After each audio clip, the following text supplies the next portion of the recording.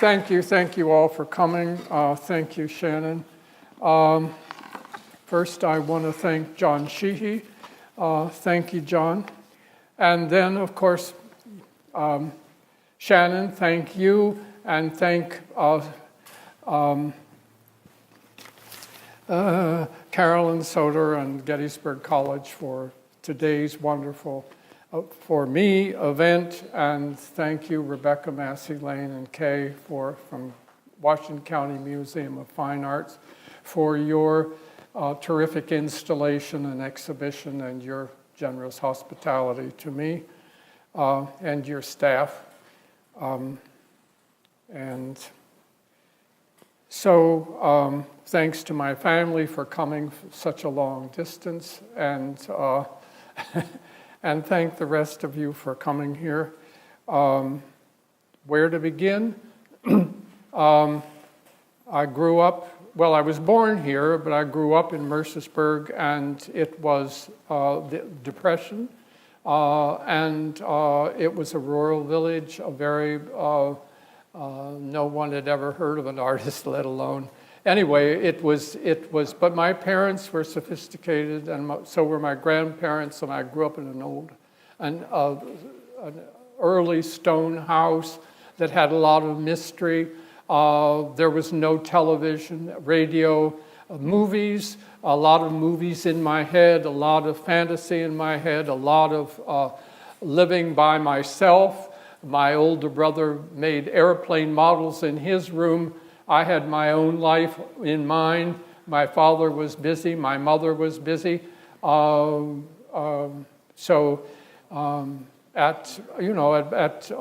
teachers in the grade school were very helpful and supportive. If I wanted to make a drawing for a class instead of doing the assignment, they encouraged it. I was doing all kinds of stuff that were sort of weird. But in any case, and I was drawing and painting some, and Tom Danaher, who was mentioned, married the daughter of the soccer coach at the academy, and he had been in the Navy and left. They were expecting a baby. He had been an artist in New York, studied at Cooper Union, and with Hans Hofmann and Rockwell Kent, and knew the art world of the period. And they were expecting a baby, and they had no money. They moved to Mercersburg, and he shortly thereafter got a job teaching at the Washington County Museum. And I started studying with him even before that. A friend of my mother said, this guy is here, I think Bill would enjoy. I was 11 years old. And so that's how it all began. Tom was very unhappy in the Presbyterian Mercersburg, and he was an Irishman from Hell's Kitchen in New York, and he, in any case, I was a kindred spirit to a certain extent because I was interested in antiques and old houses and drawing and because my mother had studied at Barnard in art history and knew the beginnings of MoMA and Whitney Museum, and she all talked about this and Berlin in the 20s, which she knew about, and so that I had this, my grandfather, and I had reproductions, and so I mean I had some background, and anyway, Tom and I was like a sponge, and I wanted to know all about it. There had been an artist in the family. My uncle's wife's parents were successful artists in New York. He was a sculptor and had done the Norse Room of the Waldorf Astoria Hotel and was successful, but when the Depression came, they were broke. And my aunt was taking money from the funds that her husband gave her to buy food and sending it off to her parents. She had to quit Barnard and go to work. My father knew how artists were, and he knew it was impossible. And anyway, I studied at the academy as a day student and worked on my own with Tom. Then I tried to get into the University of Washington University in St. Louis to study with Beckman, but I couldn't get in. My grades weren't good enough at the academy. I learned a great deal at the academy. There was no art there. I learned a great deal of disciplines, and I was in the language section, and so I'd had Latin, 2 years of French and Spanish, and those disciplines and writing themes were extremely important in the future of being able to work through things, get to simple things from complicated by doing the homework. And so that was very valuable. I was very unhappy at the academy, and I went to the University of Iowa. Tom got me in because it was one of the first places that they hired artists who had no degrees. It was right after the war, 1951. There were a lot of XGIs. It was a very, very vibrant place. A lot of people out from New York. All the teachers, as I said, the painting and drawing teachers were New Yorkers. It was professional. And even though I was an undergraduate and the other undergraduates weren't, I'd had a pretty good education at the academy, and I could relate to the graduate students. And so I came home the first year, and my father and I, he stood at the bottom of the stairs, and he said to me, if you think you're going to be a 19th century dilettante and I'm going to support you for the rest of your life, you're crazy. And I went back to Iowa City and got a job. And that was wonderful. That was just wonderful because I started working. My friends, graduate students, most of them worked at the hospital as orderlies or did other things, and I did that. And I had an apartment that was very inexpensive, and I learned how to live simply and cook myself and take care of myself and work hard, and a corner of the graduate studio where I could do my own work, and I did. And so that by the time I was, second or so year, I was, I had long before at 14 showing at the Columbia, the Cumberland Valley Artists Association. I was showing. I had a painting there at 14, and by the time I was in my second year at Iowa, I'd won first prize, hadn't I? Yeah. And so here I am showing now with much more older people. But in any case, by the time I got to New York, Tom had told me about how it would be, and so I was prepared, not so much technically, but certainly about how to live. I remember Patty and Sandy came to visit me once with their father, and I think you started crying because it was such a slum.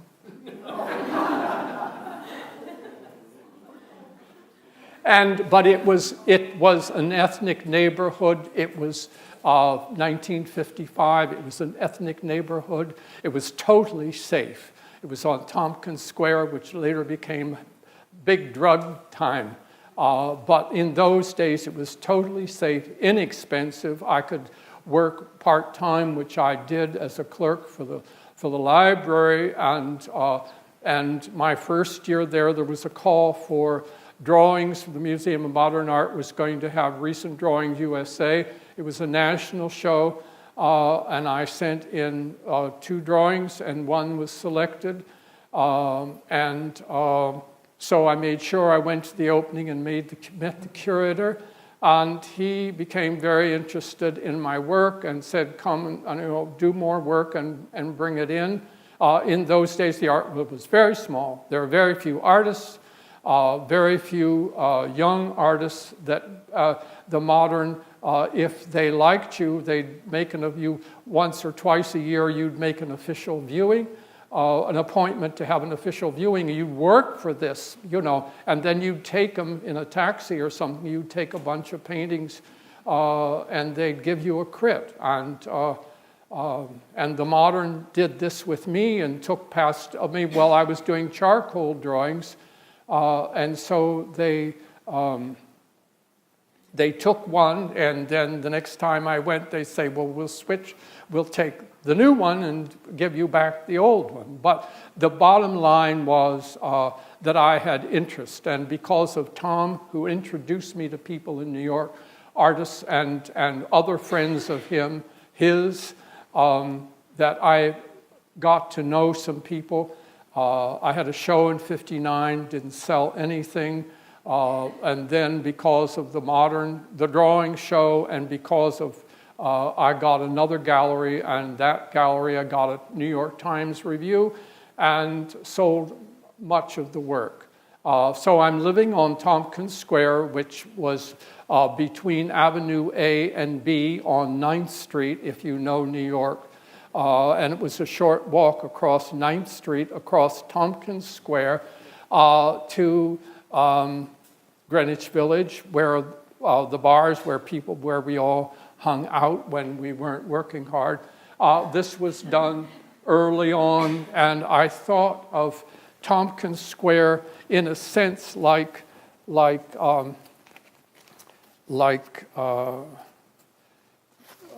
was a theater. I mean, as I told you early on, I was thinking movies. I was in my head. I had fantasies about situations with living in an old house, spooky things, how people lived. Our house at one time had been a seminary, or young girls' school. And how did they? It was spooky. It was sort of spooky. So I thought of this was like a promenade, the size of this room wider, that went from Avenue A to B. Around here were beautiful curving fences and benches and trees, and so it was like a stage set. And here it is, and like going on the flat bridge, and you go over and it looks like you're going down. And it's out of my head, of course. It's out of my head. But I'm thinking a lot about, first of all, abstraction was at Iowa, you had to be abstract. You had to paint abstractly. You can do drawings, but we'll only do gesture drawings. Only 10-minute poses. You just have to do gesture drawing. You don't have to learn because artists had been so used to naked body drawings, that to be an artist, you just draw the figure, and you get this kind of thinking. If you're going to, this is what an artist is. You do all these people. And you have to know how to draw arms and legs and faces and all of this stuff. And that so artists, they said, okay, de Kooning, Gorky are representational artists, but get rid of it. No more people. You can't. You must not. And you must not paint small anymore. No more bourgeois. No more pretty, no more people. You got to be tough, you got to be strong, you got to paint for museums. Okay. I'm not interested in that. I know all about that. I grew up, my teacher, Tom, had studied with Hoffman. He knew all about push-pull. He knew all about Cézanne's composition and stuff. And so I grew up with that. Why can't I do the figure too? I mean, I can do all of that, or I understand all of that, but why not the symbol of the figure? And as far as middle class, which the abstract expressionist, you can't be middle class. You mustn't. That's a no-no. Why can't you be middle class? I am middle class. I want to do paintings for middle class. You know, my second dealer, who was so successful, said to me, you got to paint big. You got to paint for museums. Nobody's going to take you seriously. I mean, this is big time stuff. I mean, this was New York. You're competing with Warhol and a bunch of other people at that time. Alex Katz. This was in a show with Alex Katz and Richard Diebenkorn. This is what you're competing with. These are all up out of their head. He did an awful lot of this. They're just lumps.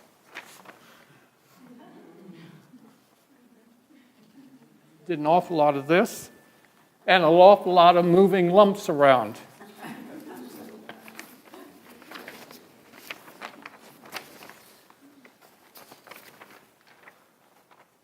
No naked body drawing, just lumps. You believe it?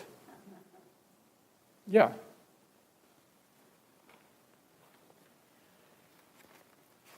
And here's another study. So many studies, so many drawings, so many small paintings, this big.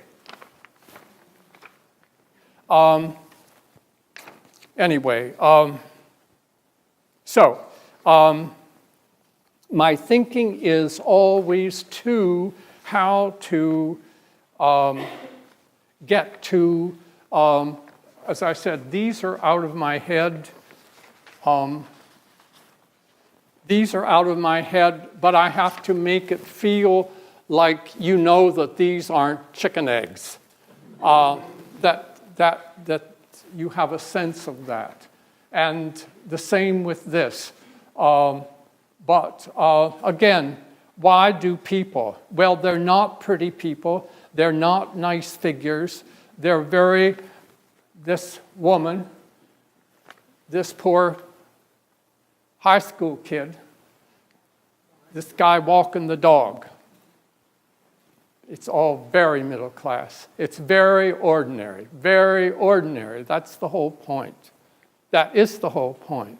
But how do you take some blobs? This is Franz Klein. How do you take some blobs? Because I knew about how to do this, but then how to make it people too. How so that this is a hand, that's a hand. You believe that's a dog, right?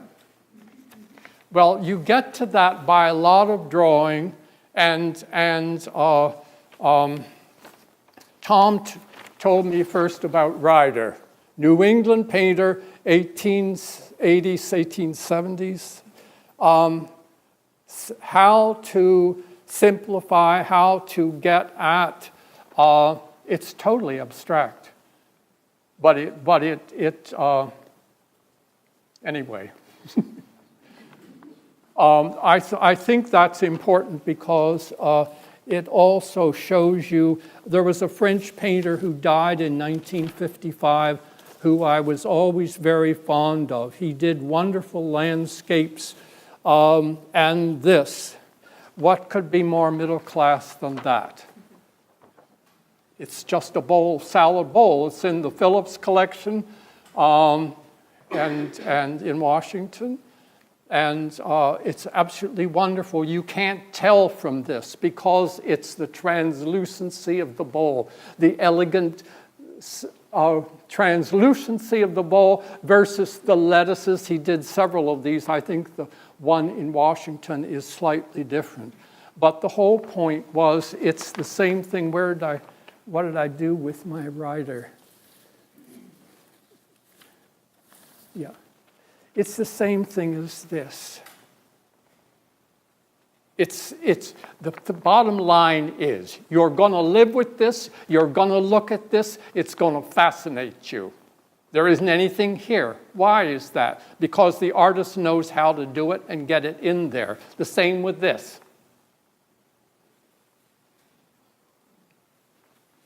Yeah. And the bottom line is that you got to know how to make it interesting and interesting over a period of time. And that's so that you can look at this and just appreciate what the color does, or the fact that I want this to glow. When you looked at this promenade of Tompkins Square, the whole thing was the bottom glowed. Well, how do you get the glow? And it was what Van Gogh called the itness of it. And it isn't naturalistic. You relative to other things, and that's why this does what it does. And the same thing here. And when you do this, this can't glow the way this glows. So you can't mix this paint and stick it here. The point is they glow in different ways. That's what you'll enjoy looking at over time. And you build that in, stuff like that. That kind of thinking, that's abstraction. So it's abstraction, and it is representation. And you're using your knowledge about abstract painting to make the representation interesting. Okay, now where? Let's go back here.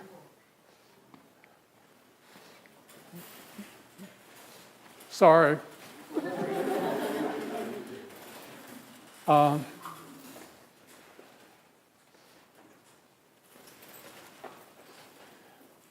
An awning, this may have been a mistake. I did a lot of this without the awning and some with. But the important thing is that whereas these people are side by side and not overlapping much, I wanted, the overlap becomes more interesting. So whereas I mentioned the color changes on her dress versus her arm versus the background, here it's a whole section of overlaps.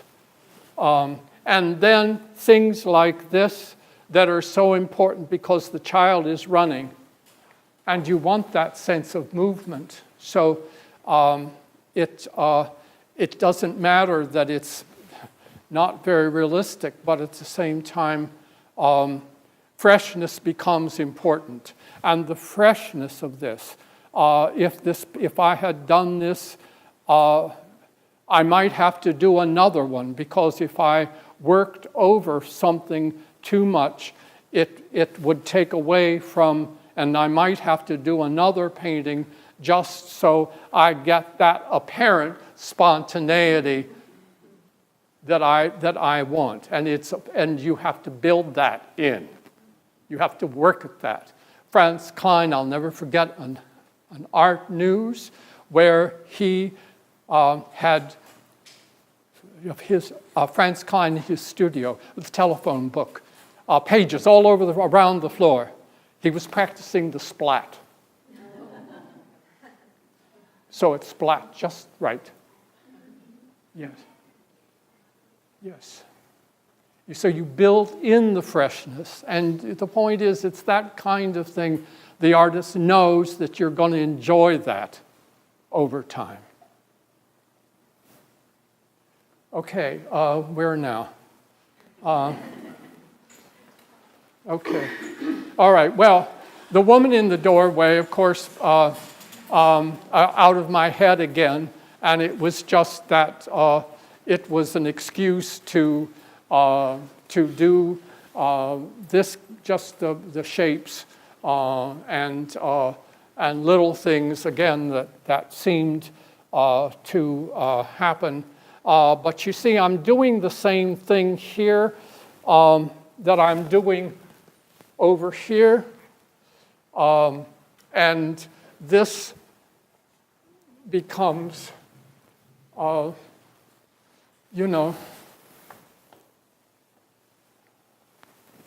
of course, that's a Clutzism if you want.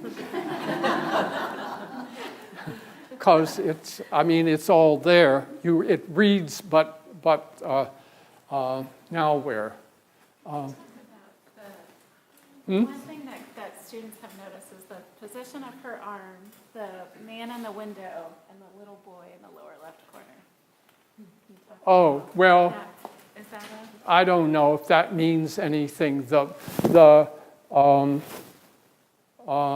don't know. It was, in some sense, it's a way of overlapping and a sense of interest here, and a three-dimensional thing of this rod is overlapped by all of this stuff.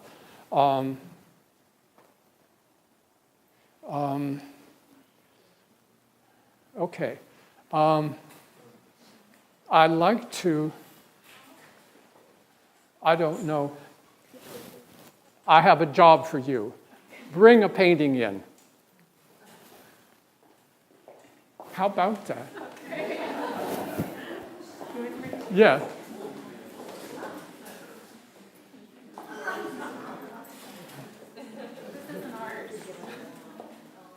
Can you put it on the floor? Can you? Yeah. Can you see it? Shannon and I will hold We'll it, hold it. and you stand over there. Thank you. This is yours.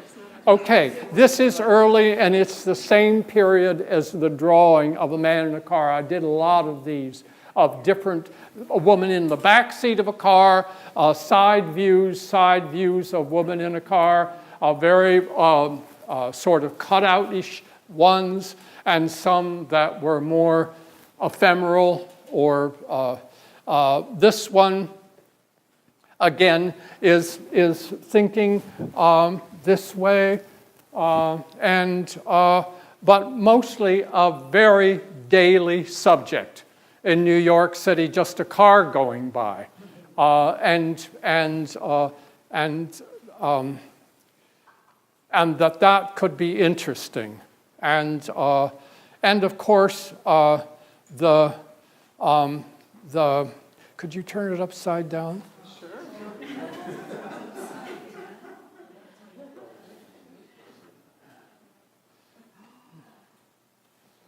Wonderful.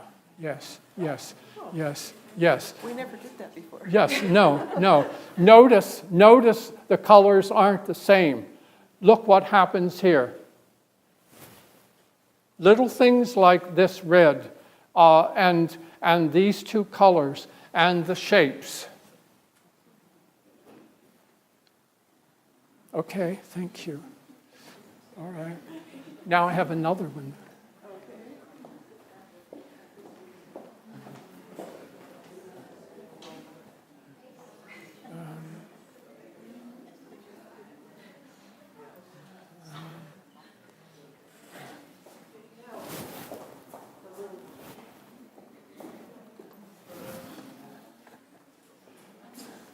This is wonderful. Only for you. Tilt it so that it's back a little. No, this way a little bit. Yeah, then it doesn't get a glare. Okay, all right. Now this is later. And the important thing is that not only do you have overlaps, but you begin to wonder what's figure and what's background. And in fact, when people are crossing the street like this, they're getting all mixed up shape-wise. They aren't individual peoples. Just getting all these funny shapes. And this is what's happening. Can I? Hold it there. Okay, now upside down. Yes.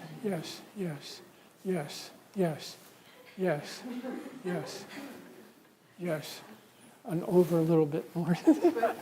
Yeah, so you get the light. Yeah, like there. Yeah.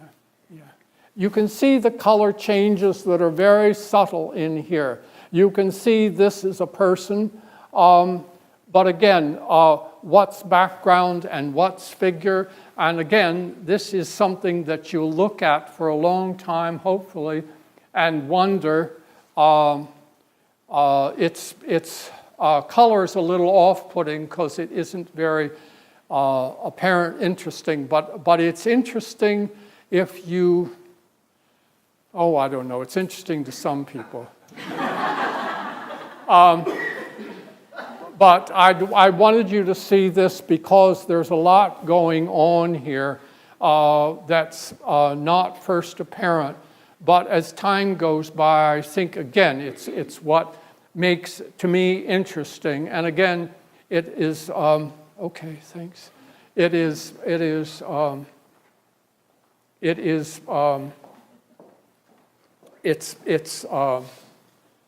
My dealers, of course, weren't always crazy about this because my last dealer in the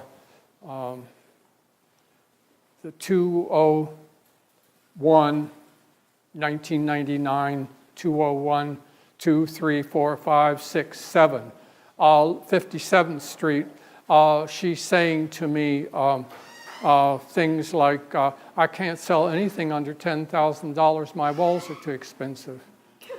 And this was part of the problem. And New York dealers downtown now are having, it's terrible because, well, in any case, and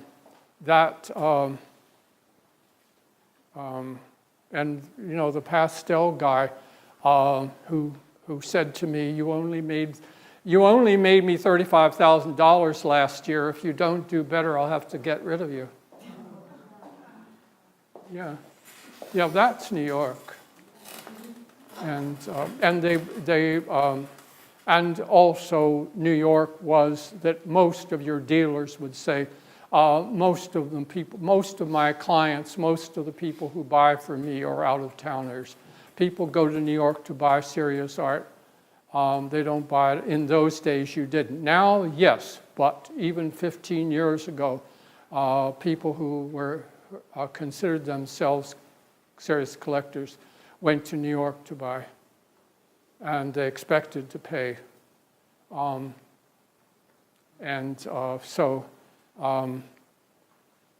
So your dealer required that you sign a document that you won't show with anybody else. Yeah.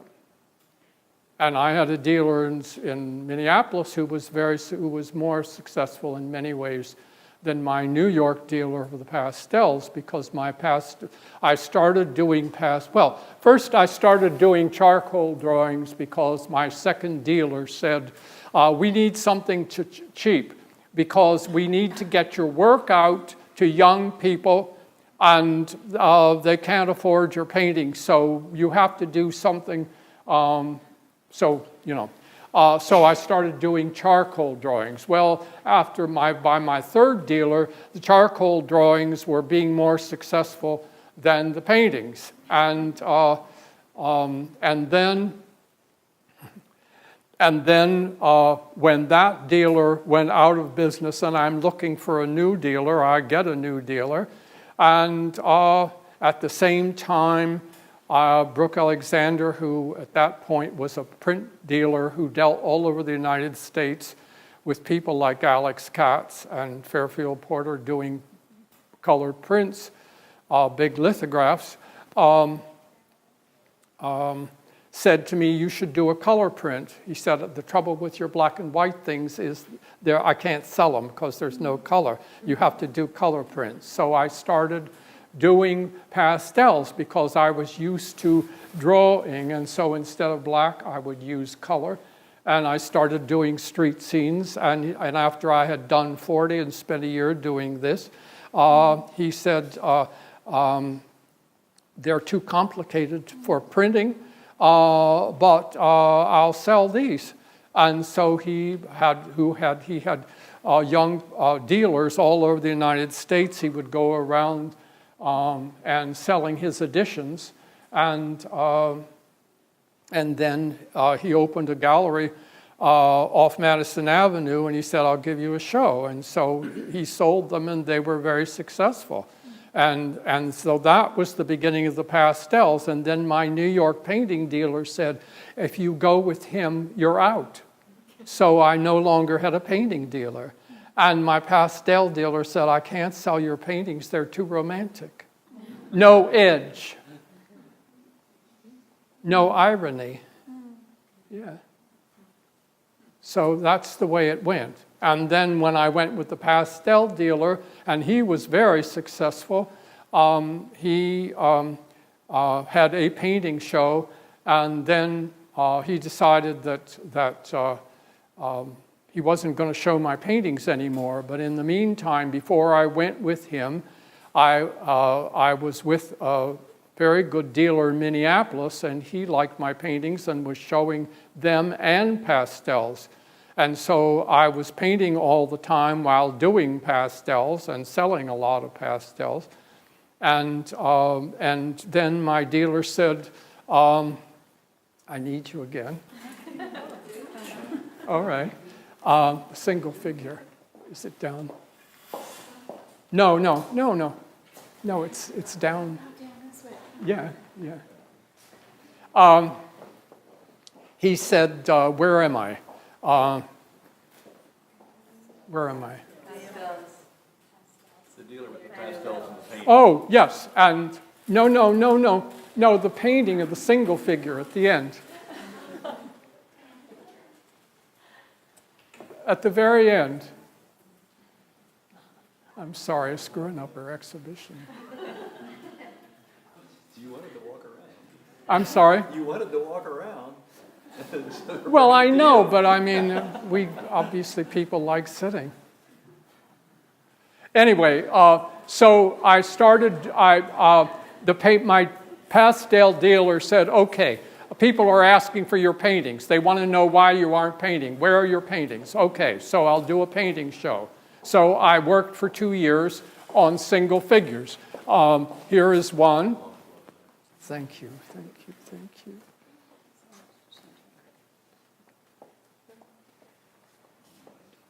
Back a bit, yeah, great, that's fine. So I started doing single figures, life size, small, all different sizes. There are 2 women over here are part of that series. I'd worked 2 years on this, and my dealer, after 1 month before the show opened, he said, "I'm sorry, I can't sell these, show canceled." And so there again, I'm out of a dealer and going to other dealers, and they say, "Oh, you're just a pastel artist." And one dealer who'd known my work for 40 years said, and liked it, and was always sort of on the sideline to take me on, said, "Well," I showed him the single figures. "Well, why don't you do 10 major works and I'll come to your studio," i.e. So, "Oh yes, just go to your studio and work another year or 2. And then I'll come to see if I think." And I left New York at that point. And, oh, sorry, dear. Upside down. I'm sorry, Shannon. This isn't fair. Well, the hardware doesn't really work that way. Huh? The hardware doesn't really work that way. But anyway, the shadow, because I'm using photo reference now, becomes as important as everything else. But overlays and color and how the color moves around, and you can see it better upside down. Okay, I think that's good. Yeah, thank you. So I moved. I'm still living in New York. I'm not teaching anymore. I had been teaching at Parsons, painting and drawing for 20 years, and but there's a dealer in Hudson, New York, which has a pretty good thriving art world up there, and I started showing some of my paintings there, and well, I had a show And a New York dealer who had a country place saw it, and she's someone I'd approached years before when I was just a pastel artist. And she didn't even remember. She called me up and said, I saw your show, and I'm going to bring you to New York, a prime time, and make you a star. And when she saw my resume, she almost fell over because my resume was better than anybody else in the gallery.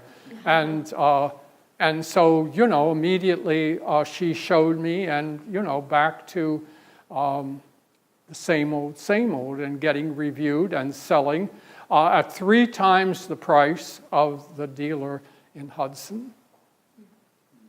Yes, because my dealer in New York, my dealer in Minneapolis, when I was with the pastel dealer, my dealer in Minneapolis says, your prices you've got to get him to put your prices up. They're too low. People don't take you seriously.